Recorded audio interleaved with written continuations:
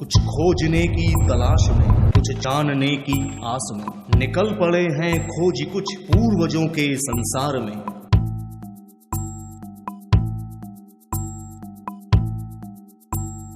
पक्की कच्ची सड़कों से पगडंडियों को पार कर ढूंढते हैं खोजी कुछ सदियों पुराने गांव घर।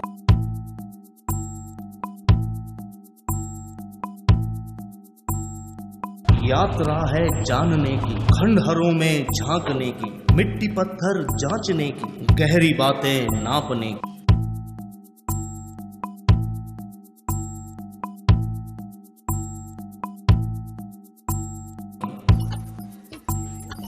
गांव-गांव आगे बढ़ते धरोहरों की तलाश में निकल पड़े हैं खोजी कुछ पूर्वजों के संसार में।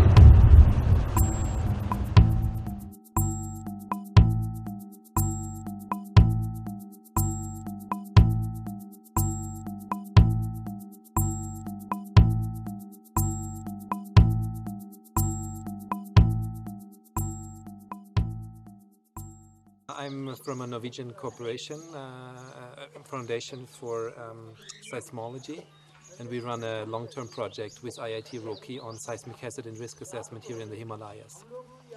And the purpose of this visit here to the Himalayan area is that we heard that, or we know that here are lots of indigenous construction techniques are available, or still present, which have been not yet available in, for example, cities like Dehradun or more popularized areas.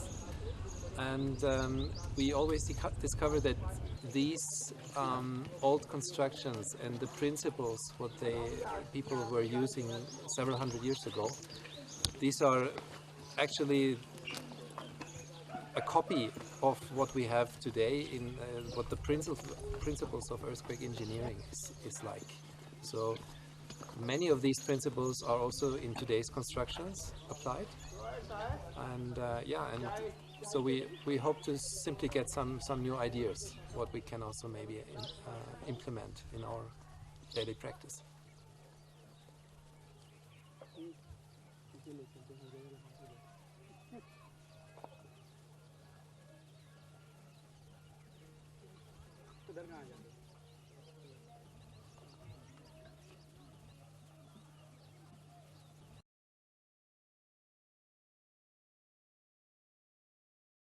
इन मकानों से हम लोग बहुत कुछ सीख सकते हैं। इन मकानों की सबसे पहली खासियत ये है कि इसमें लकड़ी का काफ़ी प्रयोग किया गया है। ख़ास तौर से हम लोग 3 तरह के जो बिल्डिंग कंस्ट्रक्शन मटेरियल है इनका प्रयोग करते हैं। लकड़ी जिनमें से एक है, इस इलाके में पत्थर बहुत आयत में पाया जाता है तो पत्थर का इस्तेमाल लोग करते हैं। और फिर अब जो आधुनिक भवन बन रहे हैं उनमें लोग जो है कंक्रीट का और ईंटों का इस्तेमाल करते हैं। तो इन तीनों ही मटेरियल में लकड़ी की जो डक्टिलिटी है वो सबसे ज़्यादा होती है, यानी ये इसकी जो भूकंप सहने की क्षमता है वो लकड़ी की सबसे ज़्यादा है। और इन मकानों में लकड़ी का काफ़ी प्रयोग किया गया है। दूसरा ये कि लकड़ी का प्रयोग किस तरह से किया गया है। And I was talking about the gudgeon ना, this is gudgeon, this is gudgeon, where this perpendiculars are joining, this is gudgeon is fixing 2 members together, so they make one slot, V-shaped slot, and then put one member into the other, so that there is no relative movement. Another is khunta, and khunta is nothing but a wooden shear key. So about 1 inch square hole they make in both the members and put a shear key, wooden shear key, and they avoid iron.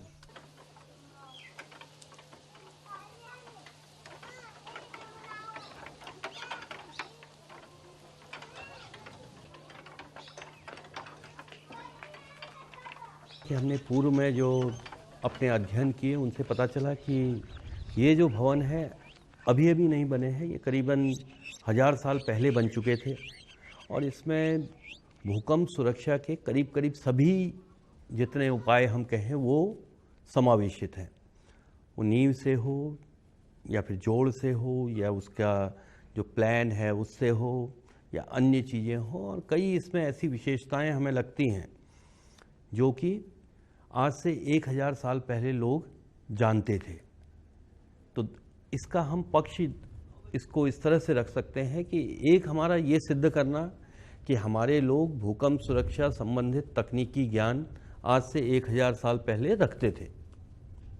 दूसरा ये कि ये हमारी सांस्कृतिक विरासत है जिससे कि हमें आने वाली जनरेशन्स के लिए, आने वाली पीढ़ियों के लिए सहेज के रखना। और इसीलिए हम कुछ अंतर्राष्ट्रीय और कुछ राष्ट्रीय विशेषज्ञों के दल के साथ उस क्षेत्र में जा रहे हैं, ताकि इन लोगों ने कई अन्य क्षेत्रों में इस तरह की पुरानी इमारतों को देखा है, उनका अध्ययन किया है, तो उनसे सलाह मशवरा करके कुछ नई बातें हमें जानने को मिलें, ताकि जिससे हमें पता चल सके कि हमारे पूर्वज किस तरह से इस तरह का निर्माण करते थे, क्यों करते थे,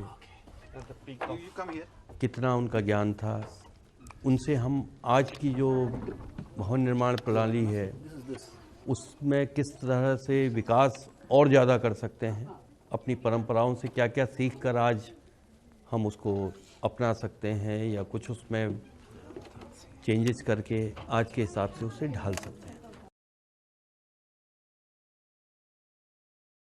हमारे आने का एक तो बृहत्तर उद्देश्य है। वो बृहत्तर उद्देश्य ये है कि हम ये समझना चाहते हैं कि हिमालय में, क्योंकि ये एक भूकंप की दृष्टि से बहुत संवेदनशील इलाका है, सब लोग जानते हैं कि हिमालय में भूकंप आने की संभावना काफ़ी ज़्यादा है।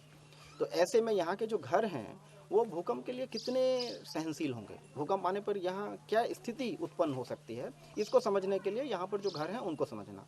लेकिन इसमें एक हमारा और उद्देश्य है, वो ये है कि जो पुरानी निर्माण कला है और जो नई निर्माण कला है उसके बीच में क्या अंतर संबंध है। हमने पुरानी निर्माण कला में जो चीज़ें सीखी थी वो किस तरह से नई निर्माण कला में आ रही हैं, या किस तरह से हम उनको धीरे धीरे भूलते जा रहे हैं, या जो चीज़ें हम पहले जानते थे शायद उनको अपनी नई निर्माण कला में इस्तेमाल नहीं कर रहे हैं। तो हम अपनी नई निर्माण कला में क्या परिवर्तन कर सकते हैं, पुराने निर्माण कला से क्या सीख ले सकते हैं जिससे हम उसको भूकंप रोधी बना सकें।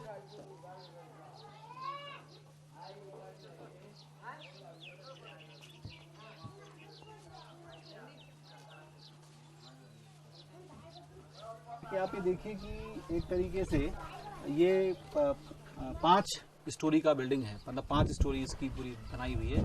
और आज से करीब 700-800 या 900 साल पहले मतलब इस तरह की विद्या मौजूद थी कि हम आज मल्टी स्टोरी की बात कर रहे हैं। हमारे पास टेक्नोलॉजी चेंज हो रही है धीरे धीरे, लेकिन उनके पास भी कोई ना कोई ऐसा ज्ञान जरूर रहा था कि जिससे कि उन्होंने इतने ऊंचे भवन बनाए थे। तो सबसे बड़ी बात क्या है, हमें इसको सीखने की इसलिए ज़रूरत है क्योंकि ये चीज़ें यहाँ के लोकली जो अवेलेबल मटेरियल था उसके साथ ये लोग अडॉप्ट कर इन्होंने की थी और उसके साथ साथ उसको बनाया हुआ था। तो उसको हमें सीखना ये है कि वो लोग क्या करते थे कि जिससे कि ये जो है कि इस तरह के 5 स्टोरी 4 स्टोरी इस तरह के भवनों बनाते थे। और ताकि हमारी जो आने वाली जो टेक्नोलॉजी है, हम लोग बहुत सी चीज़ें रिसर्च कर रहे हैं, आगे बढ़ रहे हैं, तो कहीं ना कहीं इसकी जो फाइंडिंग्स आएंगी या इसके जो निष्कर्ष आएंगे तो वो भी हमें जो है कहीं ना कहीं से जो है मदद हमें मिलेगी जरूर उसमें कि नई चीज़ों को समझने में, और कि कैसे जो है कि इस तरह के स्ट्रक्चर्स खड़े हुए थे, तो उसके बारे में इसका मेन है। When we compare these particular Cotibanal structures with other traditional masonry structure or traditional building typologies, I mean, this is of course something very, very, very particular. It is not a normal housing. It would never be accessible to a larger population. It is more like a fortress or a small castle.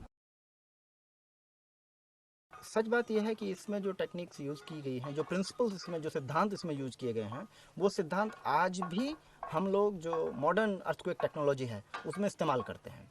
तो वो सिद्धांत उस समय भी लोगों को अपने अनुभव से लोग उन सिद्धांतों तक पहुंच चुके थे। ये दूसरी बात है कि आज वो सिद्धांत हमारे पास आए हैं तो वो दूसरे रास्ते से आए हैं, लेकिन उस समय जब लोग हमारे पूर्वज ये मकान बनाते थे 900 साल पहले, तो उन सिद्धांतों का व्यवहारिक ज्ञान उनको उस समय भी मौजूद था।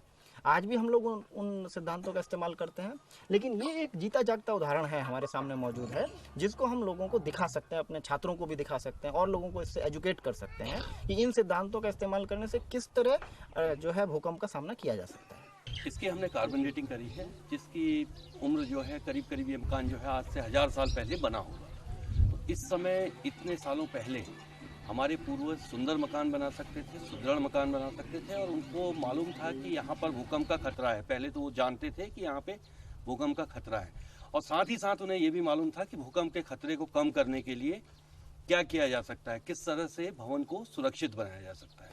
तो उस सब का उपयोग करके उन्होंने इस भवन को बनाया। और ये अकेला मकान नहीं है, कई इस तरह के भवन हमको इस क्षेत्र में मिलते हैं। तो पूरा एक ट्रेडिशन आर्किटेक्चर का एक स्कूल यहाँ पर डेवलप हुआ होगा। हमारी जो परंपरागत धरोहर है, सांस्कृतिक धरोहर है, उसके बारे में लोगों को जानने को मिले, यहाँ पे ज़्यादा से ज़्यादा लोग आएँ, देखें और साथ ही किसी तरह से हम इन स्ट्रक्चर्स को सहेज के रखने के बारे में बात करें, ताकि आने वाले समय के लिए लोगों के पास जो हमारे पूर्वजों ने बनाया था वो देखने को हो, उस पर काम करने को।